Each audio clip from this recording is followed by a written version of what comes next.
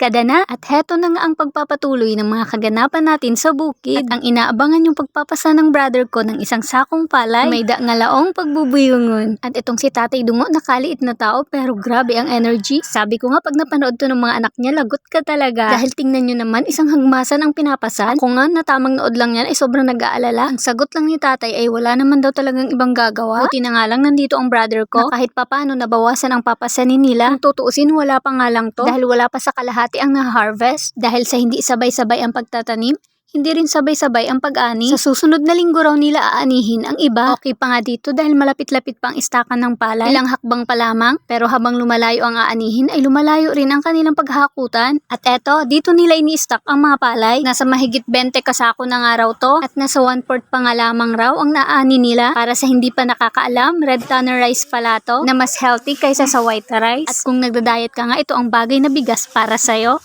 Tamang salansan nga lang sila papa ng mga sako ng palay dito. Kailangan ngang ayusin ang pagkakalagay dahil for sure mapupuno to. At sigurado mapupuno rin ang payag natin dahil sa palay. Kaya naman thank you Lord sa lahat ng blessing. At thank you sa papa ko na matyaga dito sa palayan. Salamat po sa partner ni papa na may-ari nitong palayan. Salamat po na hinayaan nyo kaming maging parte nito. Diyos magbalos. Ito ang pasilip sa naanihan na nila. Kaway-kaway sa mga lumaki sa bukid dyan. Hindi kumpleto ang pagkabata mo kung hindi mo ito naranasan. Samantalang iba lang ang trip ng brother ko. Abay, pinag-iinitan ba naman itong puno ng bugimbilya? Dahil ito nga ang kinahihiligan niyang itanim sa ngayon. Yung ibang ang koleksyon niya nito ay napakaganda ng tubo. O, diba sabi ko naman sa inyo, napakalamig ng kamay ng mga kapatid kong ito. Ayan, nakuha niya na nga yung puno. Happy yan? Matagal niya na nga pinag-iinitan yan. Sana lang mapatubo niya rin ito ng maganda. At nung natapos na kami dyan sa palayan, ay pupunta naman kami sa bagong taniman nila mama para magtanim ng mani. Ang pananim nga natin ngayon ay mula rin doon sa inani natin. O, diba hindi na tayo bibili pa. At ang kagandahan pa ay mas marami ang itatanim natin sa ngayon. Kaya naman samahan nyo lang kami ha. Lalo na at mahaba-habang lakaran to. Hindi na nga sumama ang brother ko, ang ampon namin, pati ang pamangkin ko. Dahil anong oras na rin naman to. At kailangan na nga rin nilang umuwi. Buti na nga rin talaga at hindi sila sumama. Dahil hindi rin pala biro ang pupuntahan namin. First time nga namin dito sa bagong taniman nila. At mukhang pa-encantadya na naman nga tayo. Kaya naman samahan nyo lang kami ha. Tingnan natin kung saan tayo makakarating.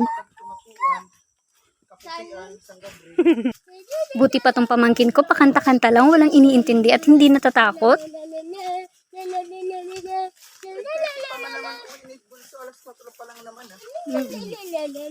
Kurado.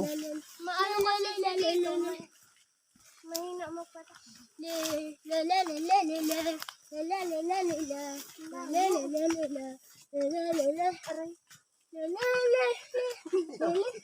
Sunod, tita! Sunod ka! Mainkantad yan.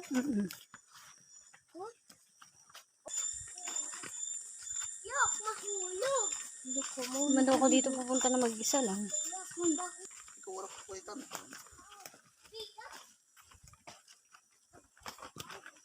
Ano naman itong nagtataniman nila mga mag, no?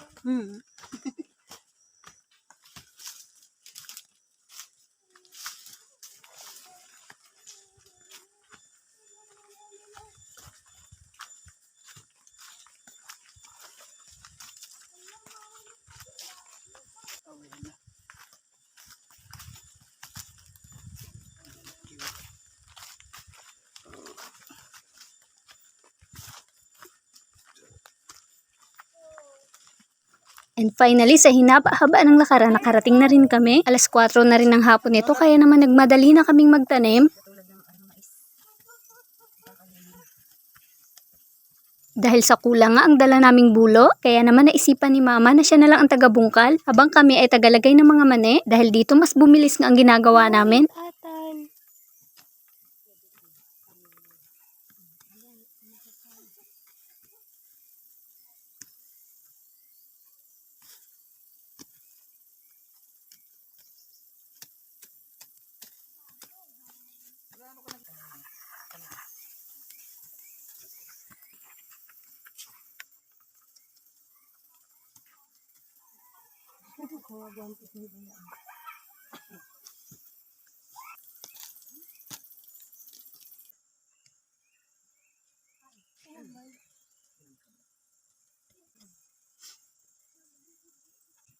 Ito na diretso mo na.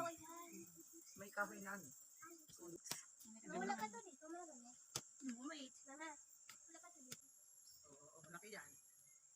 Sa loob ng 1 oras ay natapos nga naming taniman lahat at malayo-layo pa nga ang uuwian nitong sister ko. Habang kami ay dito matutulog sa payag, solar nga lang ang tanging liwanag namin dito sa gabi.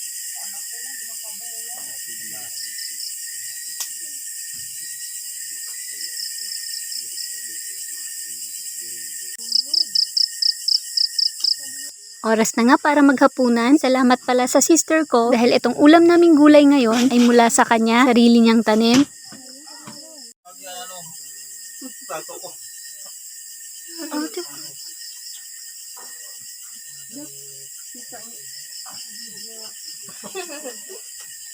Umaga na nga ng mga oras na to. Napakalamig nga dito sa payag. Papasarap talaga ang tulog mo dahil sa mga huni na insekto, palaka at kuliglig. Dagdag pa na dahil pagod tayo sa maghapon. Kaya naman mamamalayan mo na lang na umaga na.